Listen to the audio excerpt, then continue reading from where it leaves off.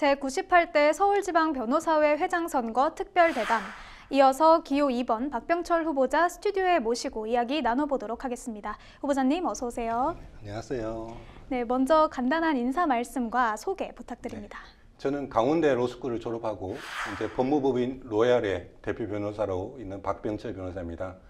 세무변호사회 회장, 한국법조인협회 부회장, 96, 97대 서울지방변호사회 사무총장을 역임했었고 현재는 대한법률구조공단의 이사로 활동하고 있습니다.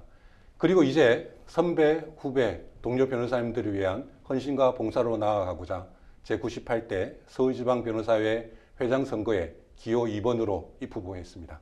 네, 서울지방변호사회 교육이사 또 지난 96대, 97대 서울변의 사무총장을 지내셨다고 하셨는데 이번 서울변의 회장 선거에 출마하게 된 계기가 있으십니까?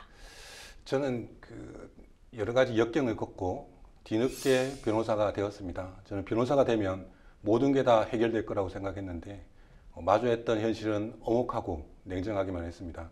세무사, 변리사, 행정사 등 유사직역에 침탈이 있었고 우후죽순 늘어나는 네트워크 로펌 그리고 거기에 가세해서 변호사 중개 플랫폼으로 인해서 변호사 업계가 전체가 침체되고 있는 상황이었습니다.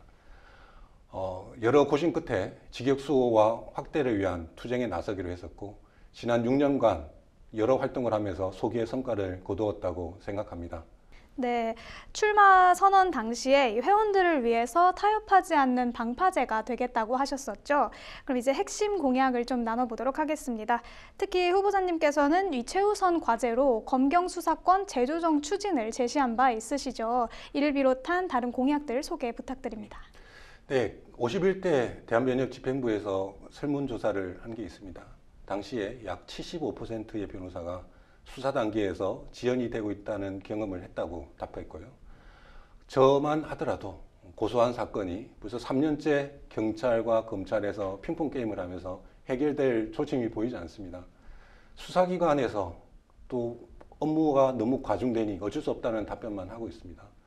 우리 국민들은 신속한 재판을 받을 권리가 있습니다. 이게 재판으로 가기도 전에 수사기관에서 사건이 지연되면 사법제도에 대한 신뢰가 송두리째 뽑힐 수 있습니다. 저는 법치주의가 훼손되고 무너지는 것을 막기 위해서는 검경 수사권이 반드시 재조정되어야 한다고 생각합니다. 제가 말씀드리는 검경 수사권 재조정은 국민의 신속한 권리를 구제받기 위한 것입니다. 검찰을 비롯한 어떤 조직이든지 그 조직에는 개선해야 될 부분 분명히 있을 것입니다. 하지만 국민의 권익을 담보로 잡고 법치주의의 근간을 흔들면 안 된다고 생각합니다. 제가 제시한 여러 가지 공약이 있는데 주요한 공약들만 좀 압축해서 말씀드리겠습니다. 먼저 서울에만의 주석서를 만들어 갑니다. 현재 주석서는 한국사법행정학회라는 이름은 학회지만 사기업에서 독점하고 있습니다. 그렇기 때문에 변호사들은 돈을 내고 주석서를 볼 수밖에 없습니다. 서울에 있는 학술위원회를 폐지하고 주석서 편찬위원회로 개편하겠습니다. 그래서 명망 있는 분들 그리고 권위 있는 주석서를 편찬하도록 하겠습니다. 그리고 법원 감정인 제도가 있습니다. 재판 과정에서 감정인이 필요한데 이 감정인에 대해서 공정하고 객관적인 감정이 이루어질 수 있도록 평가 제도를 꼭 도입하겠습니다. 그리고 행정조사할 때 변호인이 입회를 하고 진술 거부권을 고지할 수 있도록 의무화하는 방안을 마련하겠습니다.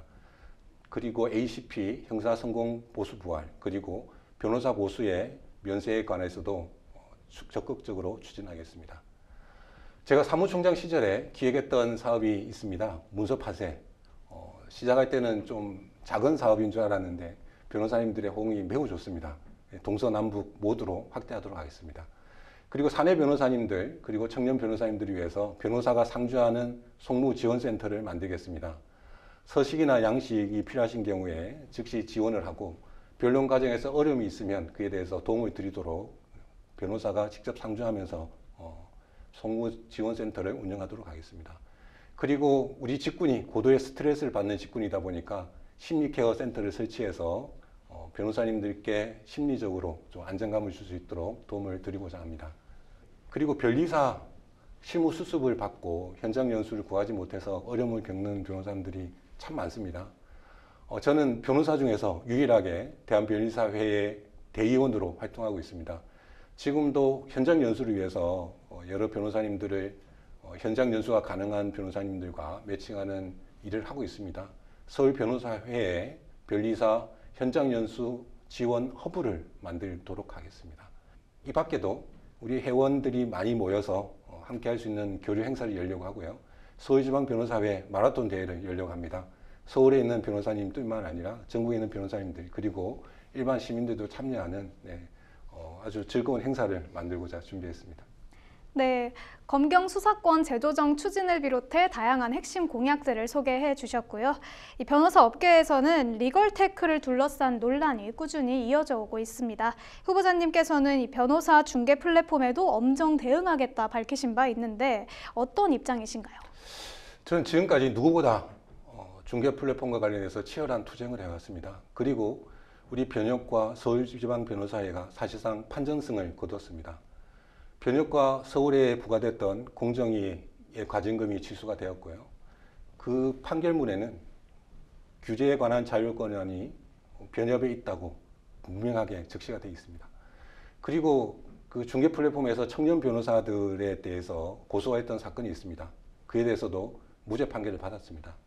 플랫폼이 독과점 시장을 형성하게 되면 변호사는 그 사기업에 종속을 할 수밖에 없게 됩니다. 따라서 단호하고 명확한 규제가 필요합니다. 우리 서울에 제가 얼마 전에 회교 위반 조사 특별위원회를 다시 출범시켰습니다. 플랫폼 업체에 대해서 엄정한 대처를 이어가도록 하겠습니다. 네, 말씀하신 것처럼 변호사 중개 플랫폼 문제도 있지만 네트워크 로펌의 무분별한 분사무소와 온라인 광고에 대한 지적이 이어지고 있는데요. 공통 질문 여기서 드려보겠습니다. 네트워크 로펌 문제와 관련해서 후보자님이 생각하시는 방안이 있다면요? 네트워크 로펌을 생각하면 항상 황소개구리가 떠오릅니다. 네, 황소개구리가 지금은 퇴출됐죠. 이 황소개구리가 사람들을 물거나 전염병을 일으키기 때문에 퇴출된 게 아니라 생태계를 교란했기 때문에 퇴출됐습니다. 네트워크 로펌이 대규모 자본을 동원해서 키워드 광고 시장을 잠식하고 사건들을 싹쓸이하고 있습니다. 얼마 전에 제 의뢰인이 찾아와서 심각한 컴플레인을 제기를 하는 겁니다. 얘기를 들어보니까 자기가 모 로펌을 다녀왔는데 가니까 경찰 제복을 입은 사람이 이렇게 앉아서 자기가 탐정이다. 그리고 자기에게 사건을 맡기면 3일 내 모든 불륜 증거를 잡아서 변호사와 협업을 해서 확실하게 처리해 주겠다고 얘기를 했답니다. 그러니까 의뢰인 입장에서 봤을 때 이렇게 대규모 사무실에 이렇게 거창한 사무실에 가서 이렇게 탐정이라는 분들이 앉아서 제복을 입고 앉아 모든 증거를 싹쓸이해서 수집해 준다. 그리고 이 많은 변호사들이 같이 협업을 하고 있다. 이렇게 모습을 보이는 거랑 이렇게 개인 사무실 또는 이렇게 소규모 법인에 와서 이렇게 보이는 모습이 의뢰인들이 봤을 때 확연히 차이가 날 것입니다. 그러니까 결국은 광고라든지 그런 모습으로 사건을 싹쓸이하고 있다는 거죠. 이렇게 생태계를 파괴하고 있으면 이에 대해서는 반드시 규제를 해야 된다고 생각합니다. 제가 서울지방변호사회 사무총장과 변협조사위원으로 일하면서 네트워크의 변칙과 편법에 대해서 많이 목도했습니다. 그리고 광범위한 데이터베이스를 보유하고 있습니다. 그리고 광고 사전 심사제를 도입을 해서 광고를 하면서 변호사 회의를 통해서 집행할 수 있도록 하겠습니다. 제 첫 번째 공약이 네트워크 로펌 규제 시까지 의뢰비를 받지 않겠다는 것입니다. 네트워크 로펌을 규제하지 못하는 변호사에는 의뢰비를 받을 자격이 없다고 생각합니다. 신속하게 발본색고라는 해결책을 제시하겠습니다. 네, 네트워크 로펌을 강력하게 규제하겠다고 하셨는데요. 변호사 직역 수호와 확대에 대한 질문도 드리지 않을 수 없을 것 같습니다. 후보자님께서는 변호사의 고유 영역이란 무엇이라고 생각하시는지 또 이를 지키기 위해 서울변에는 어떤 정책을 강구해야 한다고 보십니까? 네, 이에 대한 답변을 드리기 위해서는 변호사업에 대한 이해가 필요합니다.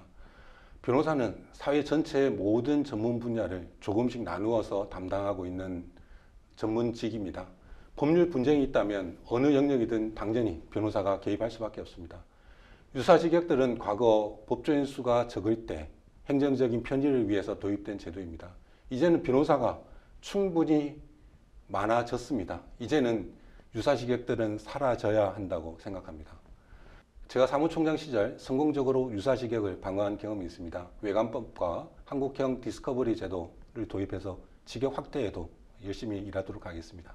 네, 로스쿨 교육의 빠른 정상화를 촉구하셨죠. 로스쿨 결혼보충제 편법 연장을 중단해야 한다고 민원도 접수하신 것으로 알고 있습니다. 관련 내용을 설명해 주신다면요. 네, 결혼보충제는 2009년도 로스쿨이 처음 도입될 당시에 대학의 재정 부담을 경감시키기 위해서 한시적으로 도입된 제도입니다. 근데 10년 동안 변칙적으로 계속 연장되고 있습니다. 재학생들의 결혼을 보충하다 보니까 입학생들이 자꾸만 증가하고 있는 거죠. 그래서 이로 인해서 합격률이 저하되고 오탈자가 증가되고 있습니다. 결혼보충제를 폐지하면 합격자 수를 낮추고 로스쿨의 경쟁력을 강화시킬 수 있기 때문에 반드시 폐지되어야 한다고 생각하고 있습니다. 네, 내실 있는 정책으로 변호사들의 실질적인 이익을 증진하겠다고 하셨습니다. 이번 선거에 임하는 각오 마지막으로 여쭤보도록 하겠습니다. 네, 더 이상 변호사 업계에 골든타임을 놓치면 안 된다는 생각으로 출마했습니다. 저는 선배, 후배, 동료 변호사님들의 뜻을 모아서 우리 변호사회가 헌신과 봉사가 가득한 공간으로 만들고자 합니다. 저는 우선 3가지를 강하게 약속드리겠습니다. 제가 회장으로 당선되면 바로 관용차와 수행기사를 폐지하겠습니다. 이로 인해서 전략되는 6천만 원 이상의 예산은 회원들만의 교류를 위해서 확대하는 데 사용하도록 하겠습니다. 또한 국제교류 사업을 전면 개혁하겠습니다. 집행부가 아닌 회원들이 참여하는 행사로 만들고자 합니다. 저는 지난 6년 동안 회무를 하면서 한 번도 해외 출장을 간 사실이 없습니다. 저보다 더 필요하고 역량 있는 분들이 참여해야 한다고 생각했기 때문입니다.